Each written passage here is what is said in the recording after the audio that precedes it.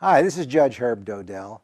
I thought we'd digress a little bit today from what we normally talk about, which is practicality, guidelines for what you should do if you get caught up in a lawsuit.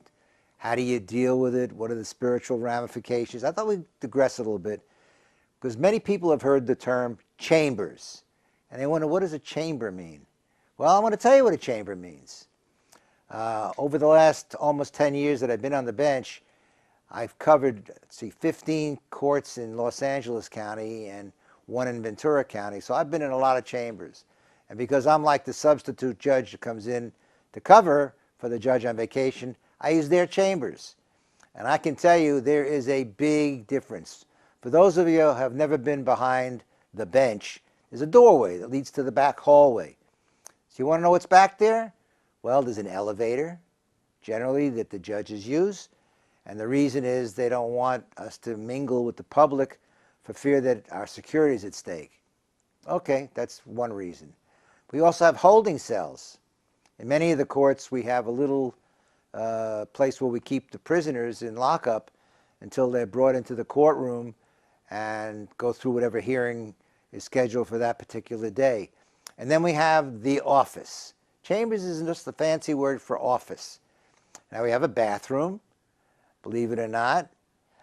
We also have a couch and 2 chairs, generally, and they range in niceness from one court to the other. Like in Pasadena, where I was sitting in Department A, beautiful courtroom, beautiful office. Judge House was presiding there. She had a lot of good things in there, artwork, very tasteful. And they have on the wall all the diplomas and the pictures, usually the person who appointed them. It's all right in there. And we oftentimes hold settlement conferences. So people come in and they come into chambers. We also take the robe off. By the way, the minute you get off the bench and you open that door, off comes the robe. Why? Because it's hot. And you're not going to sit there with that thing on while you're working on papers. And what we do, in addition to having the phone and the computer and everything else, is we read. And places like Pasadena, it's very nice. You can look out the window. And then there's Glendale, which is like a closet. In Torrance, it was wonderful. I was sitting in Department A in Torrance for a while. It was very, very nice. Wood-paneled office, very lovely. Sometimes it's better than others. But that's what a chambers is really all about. In fact, one of my colleagues, and a good friend actually, his chambers looks like Hurricane Harvey hit it. One day I went in there, I just noticed to myself, the desk was piled up so high with papers, how could you possibly tell what belonged to what? In fact, I was shuffling through the papers because we use the chambers to read documents. And sometimes you have to cross-reference. And I found a part of a sandwich that was still in there. It must have been there 2-3 months.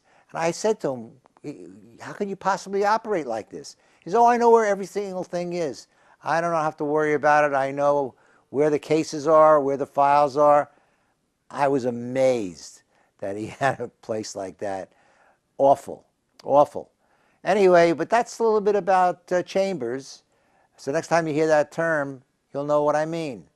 And if you got any questions, you want to know anything about the court system and how it really operates, contact me at askjudgeherb@gmail.com, or I even talk about it in the book, From the Trench to the Bench, Navigating the Legal System and Finding a Spiritual Path Along the Way, available at Amazon.com. In fact, you could even watch the show. It's called For the People, available on iHeartRadio.